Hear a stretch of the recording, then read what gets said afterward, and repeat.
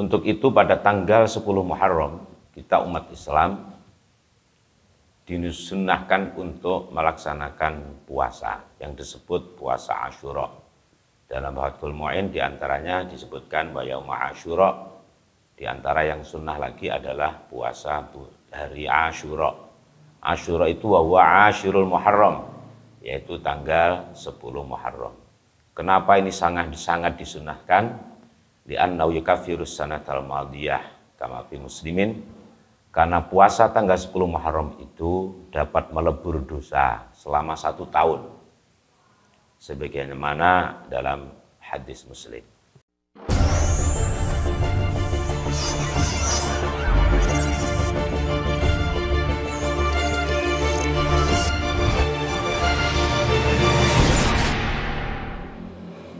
Assalamualaikum warahmatullahi wabarakatuh. Alhamdulillahirabbil alamin, wassalatu wassalamu ala asyrofil mursalin sayyidina maulana Muhammad wa alihi washabihi ajmain, amma ba'du. Pada kesempatan kali ini monggo kita sareng-sareng ngaji bab utamanya, yaitu puasa pada tanggal 10 Muharram, pembahasan tentang Muharram.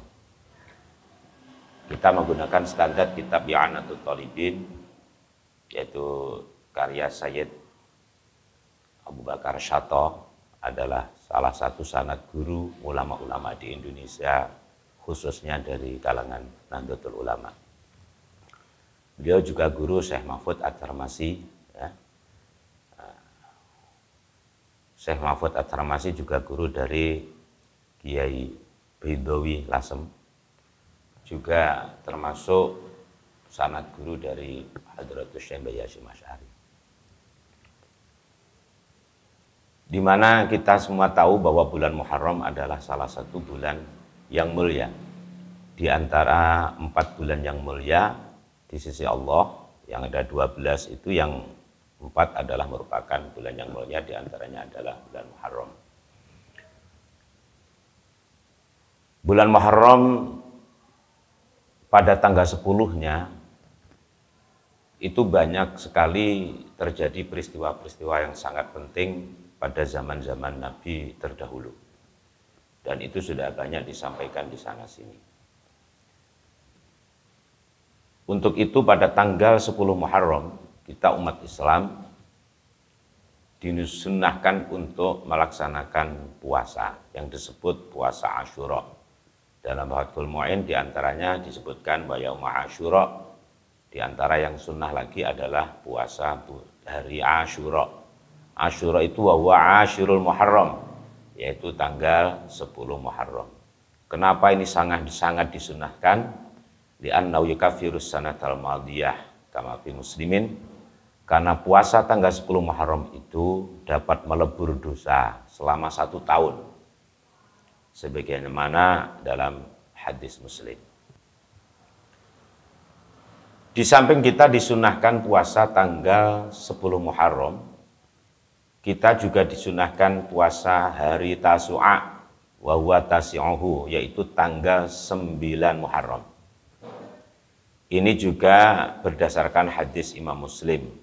Rasulullah mengatakan la im baqitu ila qabilin la asuman nattasi'. Cuman famata qablah. Kata Rasulullah, andaikan aku masih hidup pada tahun depan, niscaya sungguh aku akan puasa tanggal 9-nya. Ini menunjukkan bahwa puasa tanggal 9 Muharram itu hukumnya juga sunnah. Cuman Rasulullah belum sampai melaksanakannya, Rasulullah wafat. Tapi beliau sudah mengatakan, la im baqitu ila qabilin la asumanna at-tasi'ah. Kemudian apa hikmah dari puasa tanggal 9 Muharram? Wal hikmatu mukhalafatul yahud. Hikmahnya adalah agar berbeda dengan orang-orang Yahudi. Orang-orang Yahudi sejak masa dulu itu selalu berpuasa tanggal 10 Muharram. Karena syukur kepada Allah Subhanahu wa taala, di tanggal 10 Muharram Allah menyelamatkan Nabiullah Musa alaihissalam dan bala tentaranya dan kaumnya, dan Allah menenggelamkan Fir'aun dan kaumnya. Maka orang-orang Yahudi pada tanggal 10 Muharram berpuasa. Nah, kalau kita puasanya hanya 10 Muharram saja, ya mungkin kita tasyabuh dengan orang-orang Yahudi. Maka hikmah disyariatkannya puasa tanggal 9 Muharram agar kita tidak sama, agar kita berbeda dengan orang-orang Yahudi. Kemudian dalam Fathul Mu'in disebutkan wa min thamma sunna liman lam yasumhu shaumul hadi asyar. Karena hikmahnya adalah mukhalafatul Yahud, maka bagi orang yang tidak berpuasa pada tanggal 9 Muharram, tapi tanggal 10 Muharramnya puasa, dia juga disunnahkan puasa tanggal 11 Muharram. Kenapa? Karena ilat atau hikmahnya adalah mukhalafatul Yahud. Kalau 10 Muharram saja masih sama dengan orang Yahudi. Tapi kalau digandeng dengan tanggal 9, berarti sudah tidak sama dengan orang Yahudi. Tanggal 9-nya tidak, 10 Muharramnya digandeng dengan tanggal 9, tanggal 11. Maka juga sudah tidak sama dengan orang Yahudi. Bahkan dalam Fathul Mu'in diterangkan, bal in somahu li khabarin fihi. Bahkan apabila orang itu tanggal 9 Muharramnya sudah puasa, dia tanggal 11-nya tetap disunahkan untuk berpuasa. Ini karena ada dasar hadisnya. Ada dasar hadisnya, yaitu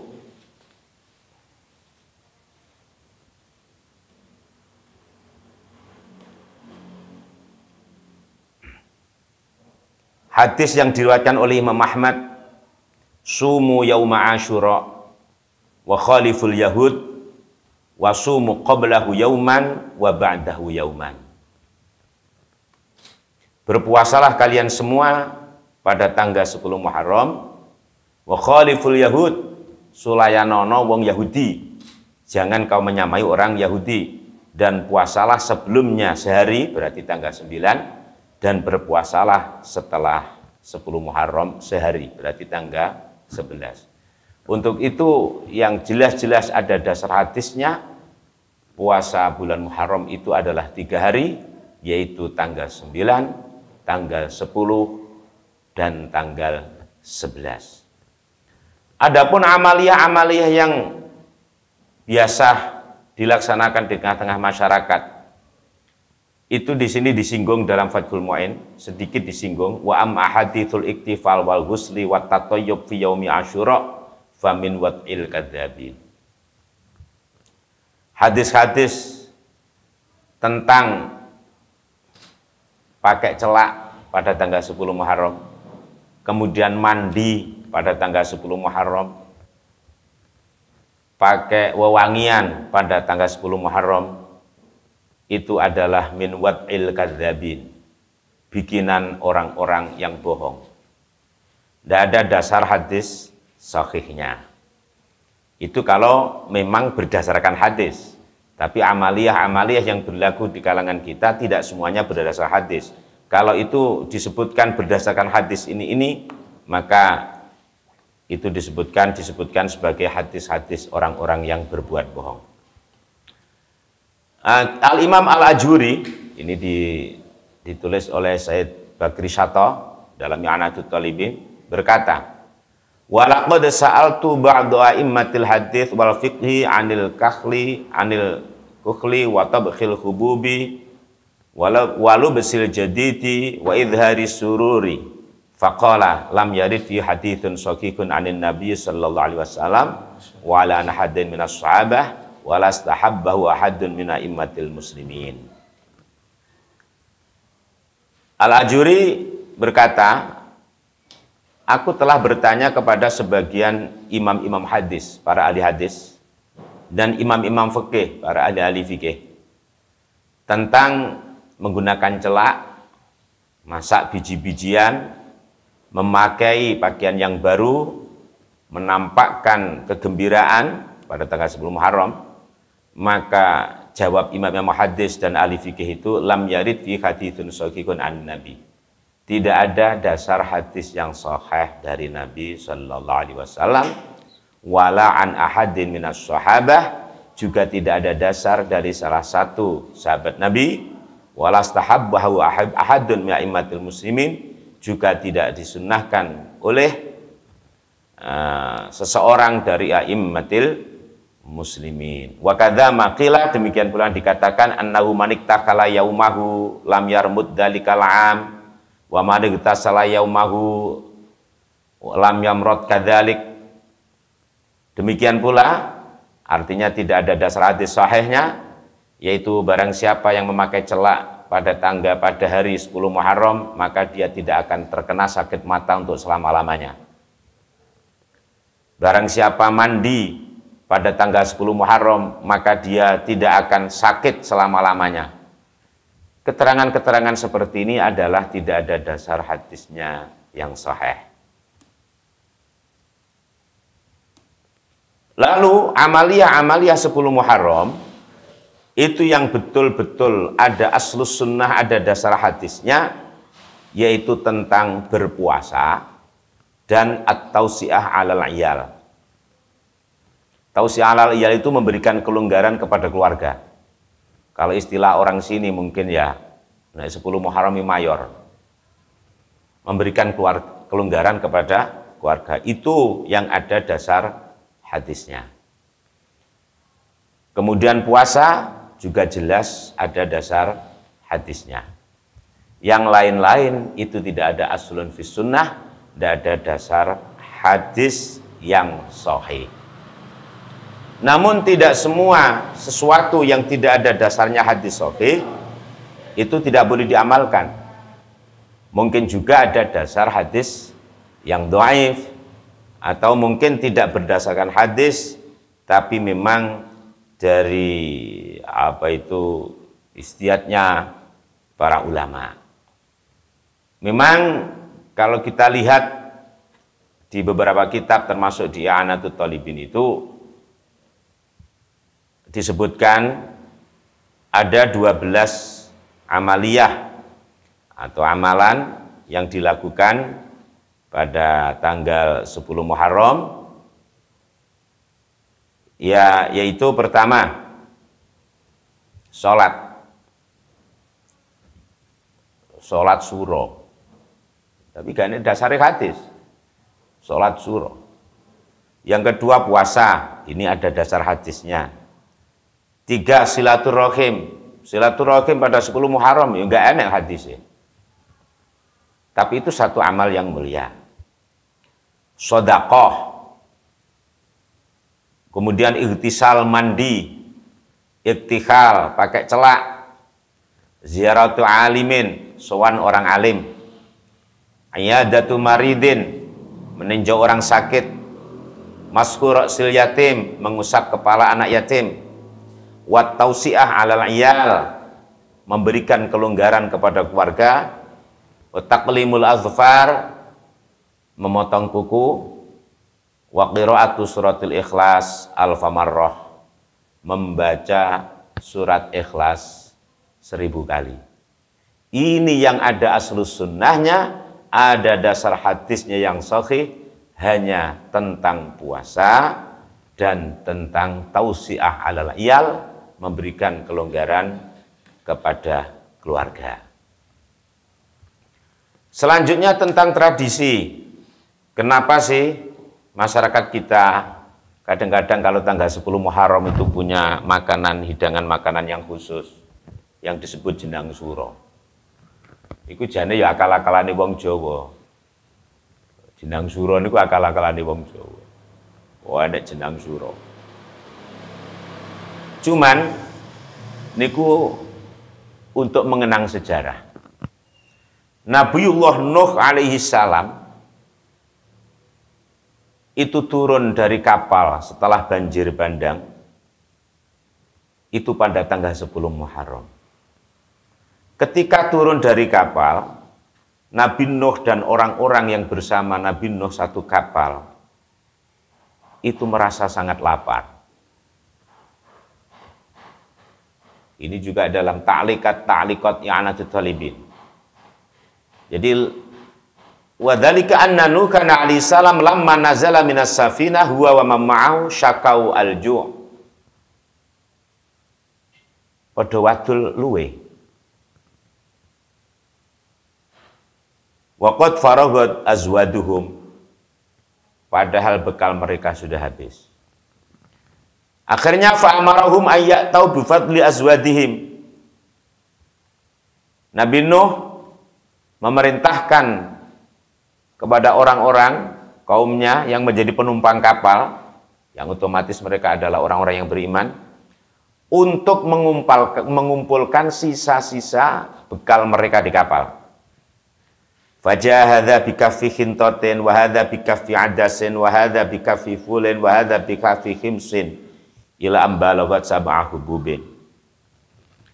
Akhirnya ada yang datang ada yang membawa biji gandum 1 genggam, ada membawa biji kacang polong 1 genggam, ada yang membawa biji kacang brul 1 genggam, ada yang membawa adas 1 genggam. Akhirnya kumpullah 7 genggam biji-bijian. Hanya 7 genggam biji-bijian. Padahal Nabi Nuh dan penumpangnya kapal sekitar 40-an. Pengikut Nabi Nuh. Akhirnya famassanuhun 'alaiha. Maka 7 genggam biji-bijian ini disentuh oleh Nabi Nuh. Wa tabakhaha lahum, dan dimasak untuk dimakan bersama-sama. Fa'akalu jami'an wa syabi'u. Maka semuanya mereka makan dan semuanya kenyang. Ini mungkin yang jadi nalar itu. 7 genggam biji-bijian, bagaimana cukup dimakan oleh 40 orang lebih dan semuanya kenyang. Ya mesti ini kan ya dijenang. Digoreng ya kaliren kabeh. Dijenang, blobor, war kabeh. Ya, kemungkinan ini warga itu bibarokati Nuhin alaihi salam, dengan berkahnya Nabi Nuh alaihi salam. Fadzalika qalu ta'ala qila ya Nuhu bi salamin minna wa barakatin 'alaika wa 'ala umamin mimman ma'ak. Ini ayatnya. Wa kana dzalika awwala ta'amin tubikhu 'ala wajhil ardi ba'da tufan. Dan inilah makanan yang pertama kali dimasak di atas bumi setelah terjadinya banjir bandang. Ini makanan pertama, masakan pertama di bumi apa? Jenang. Maka akhirnya muncullah jenang suro untuk mengenang makanan pertama kali di atas bumi setelah adanya banjir bandang. Akhirnya fattakhadhahun nasu sunnatan yauma Asyura. Akhirnya ini dijadikan tradisi oleh masyarakat pada hari Asyura. Nggih jenang iku jadi tradisi. Nek ten mriki yang dimasak ya ora biji-bijian kok apik mboten, entene beras. Tapi engko lak mesti enek apane kacange barang. Kacangnya mesti gak ninggal niku. Iku karepe nggih ngeten niku menjadi sunnah, menjadi tradisi di tengah masyarakat setiap tanggal 10 Muharram atau Yaumu Asyura. Lah ten kitab niki disebut wa fi ajrun azimun liman yaf'alu dzalik. Biasanya kita ini pokoknya dasar kitab wis mbadoi banggai tinggi. Dalam perbuatan ini ada pahala yang agung bagi orang yang melakukannya. Wa yud'amul fuqara wal masakin, dan ia memberikannya makan kepada orang fakir dan miskin. Ada pahalanya. Ini diterangkan juga dalam kitab Ar-Raudul Fa'iq. Ar-Raudul Fa'iq. Jadi kadang-kadang wong Jawa aneh-aneh ngono kuwi ya. Ora salah. Bahkan kalau di Libanon itu ada masakan khusus namanya apa itu? Setiap Asyura di sana itu orang sana umat Islam sama memasak masakan yang hanya dimasak pada tanggal 10 Muharram dan tidak pernah masak selain pada tanggal 10 Muharram. Khusus untuk tanggal 10 Muharram. Saya pernah mendapat kiriman gambarannya, disebut gambarnya itu. Ini namanya masakan ini dimasak khusus pada tanggal 10 Muharram. Ternyata tradisi jenang suro ya ora wong Jawa tok.